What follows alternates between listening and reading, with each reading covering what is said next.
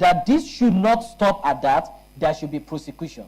Over the years, we've been having arrests, but they have not been ending in prosecution. Likewise, KDI would like to encourage all citizens to ensure that they get information from well-respected and proven websites, news outlets, and social media platforms. They are also urged to fact-check information before circulating them, because fake news is a potential for violence. False information often designed to mislead and aim at eating the polity. Our call to action. KDI at this moment requests and passionately plead with all stakeholders, INEC, political parties, candidates, youth leaders, security officers or agencies, and political stalwarts to please play by the rules and ensure a peaceful atmosphere before, during, and after the election. INEC is enjoined to ensure all election materials arrive at the various polling units timely, and election should commence promptly to avoid any form of violence. INEC must ensure that all the ad hoc staff posted to the field are well equipped and can handle business at the polling unit, as any perceived ineptitude on the part of INEC staff could also be a potential for violence. Security agencies should conduct themselves professionally and impartially and ensure justice in discharging their duties. The security agency must not be heard, seen, or perceived to be in support of any political party or help in perpetrating election fraud. Any act of partisanship on the part of security agencies can jeopardize the peace of any of the states this is being recorded. The media is encouraged to use the platform, be it TV, radio, print, or social media, to enlighten the citizen on the conduct of the election and preach peaceful conduct of the citizen at the election. The media are required activities that could scare the people away from the polls. The likelihood of voter apathy is high, and we are flagging that. Tomorrow, the likelihood, and I repeat, the likelihood of voter apathy is high. And we can also reverse that if agencies of the government, INEC, security agencies, and state governors can come out and reinforce citizen confidence, build up citizen confidence towards the election tomorrow. And we have seen some of this happening around in some of the states where we have marked as states with high risk. Political parties are requested and enjoined to enlighten their members on the need to observe a peaceful election. All candidates involved in the forthcoming election are requested to ensure a peaceful atmosphere by providing their followers are not used, or making sure that their followers are not used to foment trouble or cause violence in any ward, local government, or polling units. And traditional rulers are also enjoined to engage their people and use their exalted position to convince them to shun violence and embrace peace at the election. We believe that this is still not late, because we can still get on the media to get some of these things done today. In conclusion, all election stakeholders are ensured that all efforts are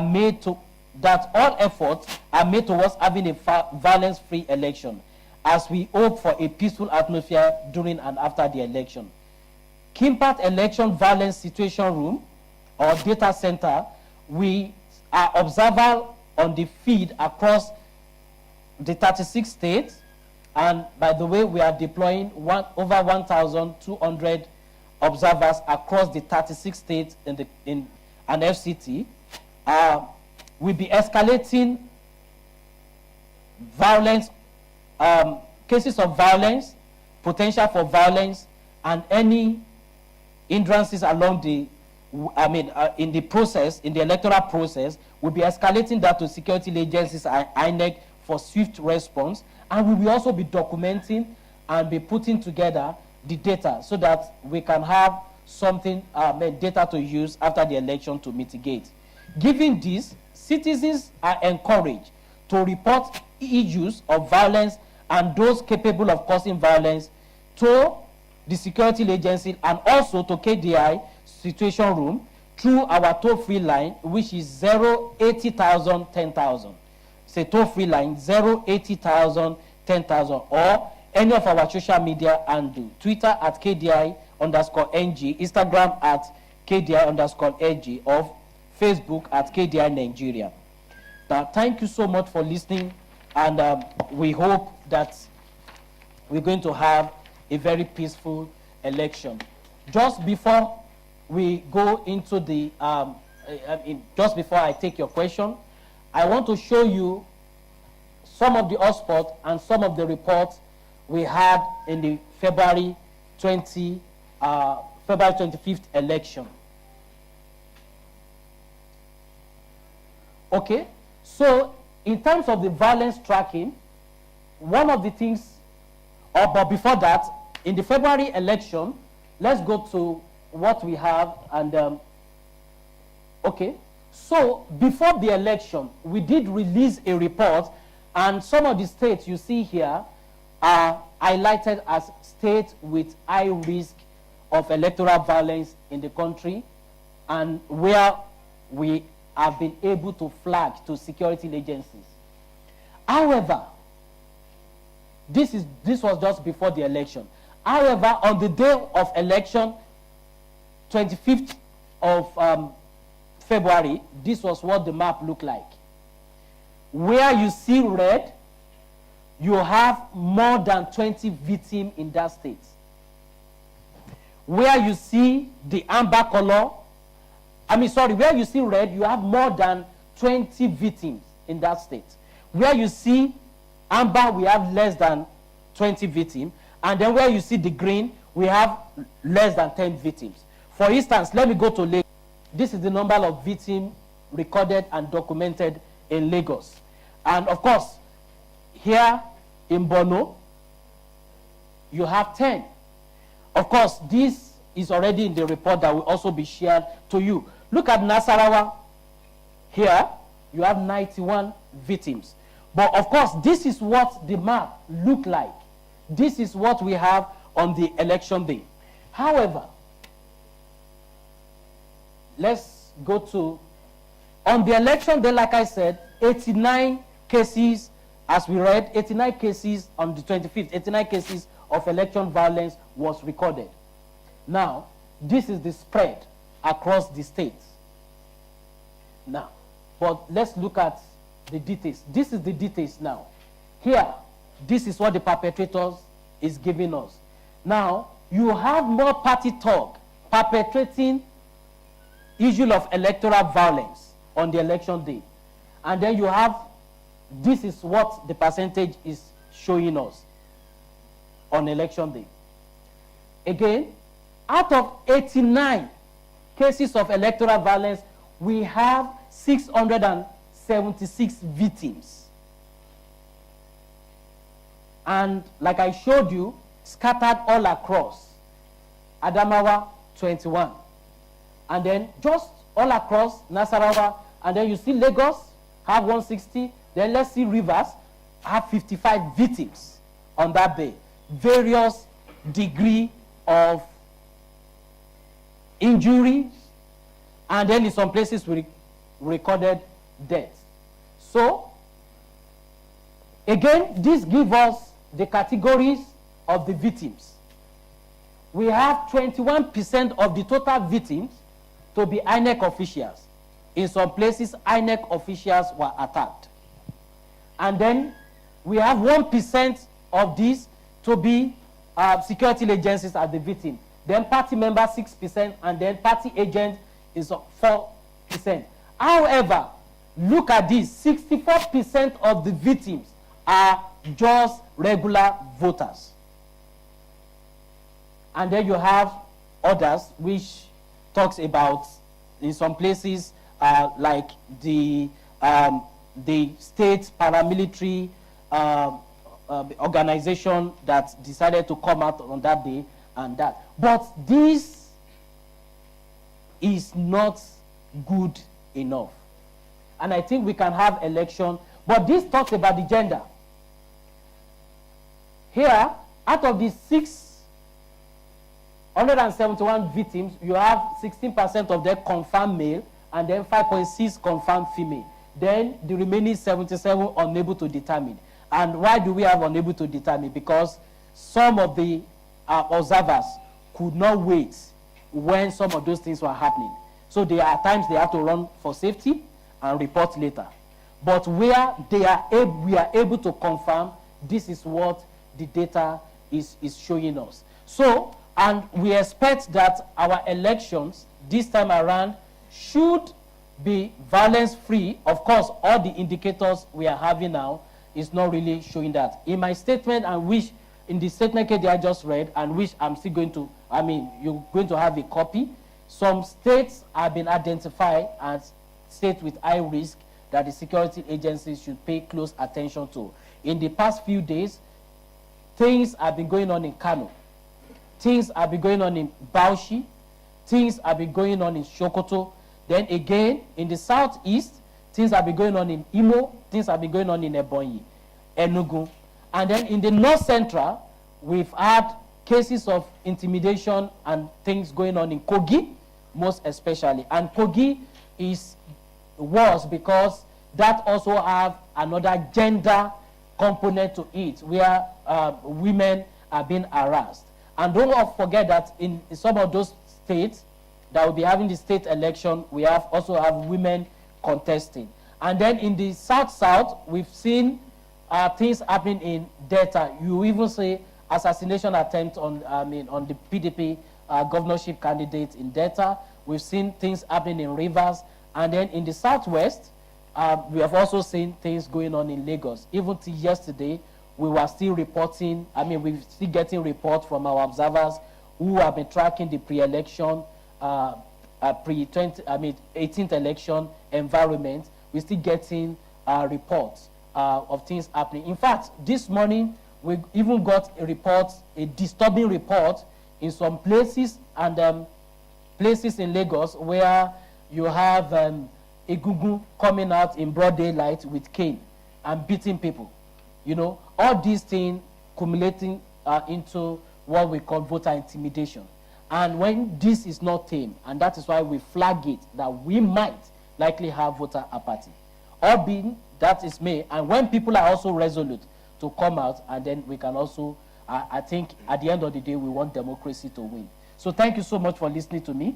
And I don't know if the member of the press here have any question, and then yes. Thank you. Thank you, Bukola. Does anybody have questions for him? Okay. My name is Mohammed Jinadu. I report for Voice TV Nigeria. I must commend your data, your research, which shows the cost of our politics and democracy. It's really not a good one.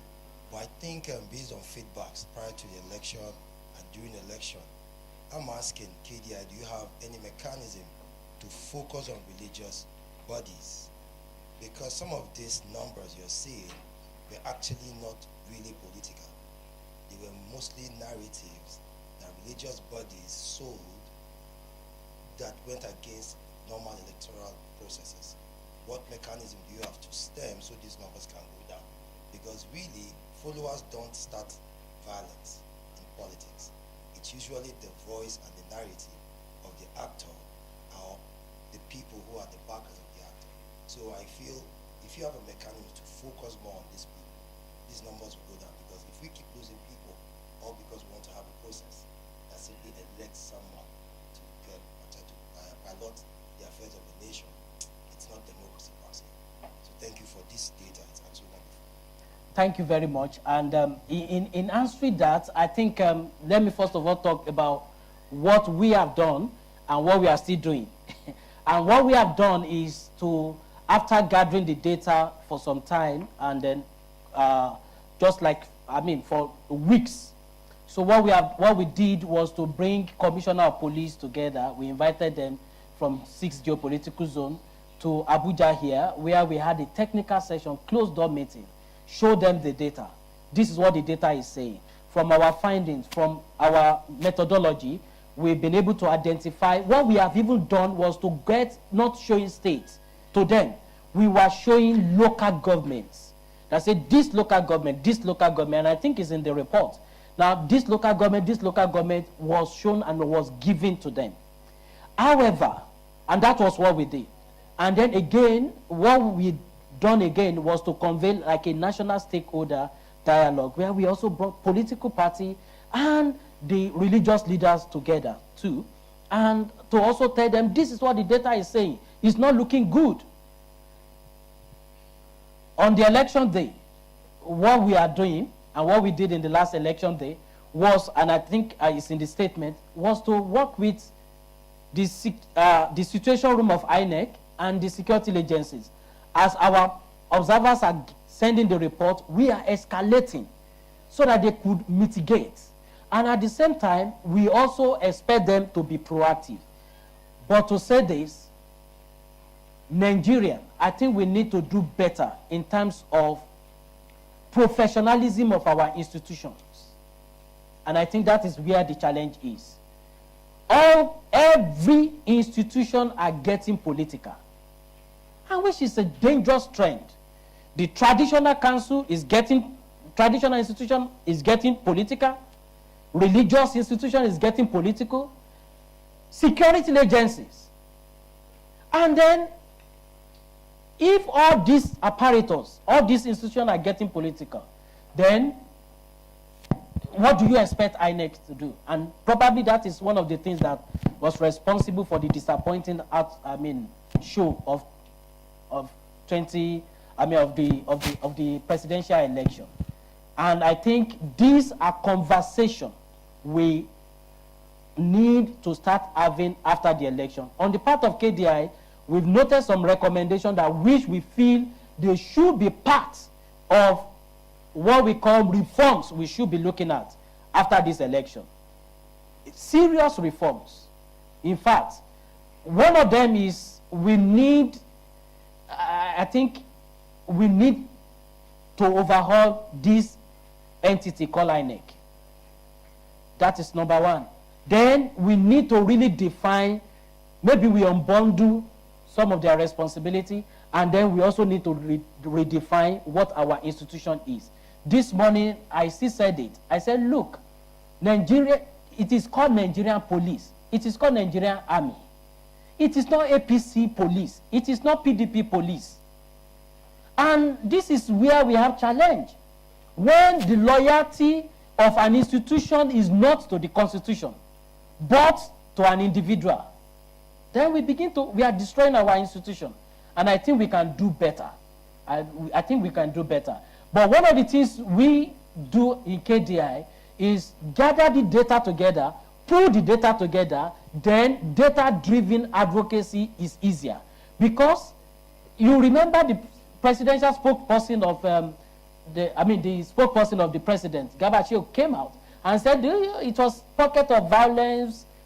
I say it's because they don't have data. If you all the geopolitical zone witness one form of violence or the other, and even if you are talking about one pocket of violence, one person doesn't need to die in an election. It's a civic affair. It's not a military affair. We are not fighting civil war. Now we have done a lot to our institution that in Lagos, in some places, we have now divided along ethnic line. And then we now begin to even see political party having, now say, oh, this political party is from the east, this one is from the west. And yet, this country, and if you ask me one of our recommendations again, that I will stop there if there is any question, but one of our recommendations, this country, after this election, need to convey and do serious national reconciliation, because this election has divided us more than it has united us. There have to be serious national reconciliation. Thank you. All right, any more questions for Bukola? Any more questions? All right. All right, that will be all. Thank you so much, Bukola, for that amazing press statement. And thank you to you, gentlemen of the press, for being a part of our election data room. Feel free to come in tomorrow morning, where we'll be having our situation room, getting information from our observers from all over, especially states that are having elections for the governorship and the state assembly elections. Feel free to come in and see some of the things that we'll be having for you on display. Once again, we'd like to say thank you to you, and we hope that you get back to your place safely. Thank you so much. Please, you can pick the copy of the statement too. Thank you very much.